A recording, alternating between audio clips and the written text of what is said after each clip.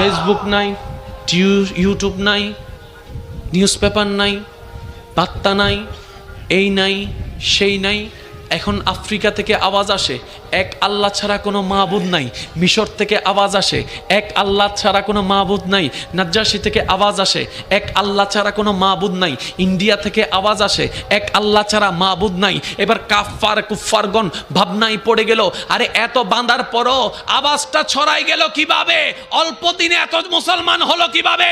রব্বে করিম বলে, আমি জগৎকে জানাই দিতে লাগলাম, আমি জগৎকে দেখাই দিলাম। জায়গা বেশি হলে তোদের সময়ও বেশি লাগে। আমার মুস্তাফা কারো মতো না, কারো না। আমার মুস্তাফা যা পারবে তোরা তা পারবি না। আমার মুস্তাফাকে এটা দিয়ে প্রমাণ করাই দিলাম। 23 বছরে ইসলাম সারা বিশ্বকে ছড়াই দিলাম। রব বলে, তোরা মন খারাপ করে রইলি কেন?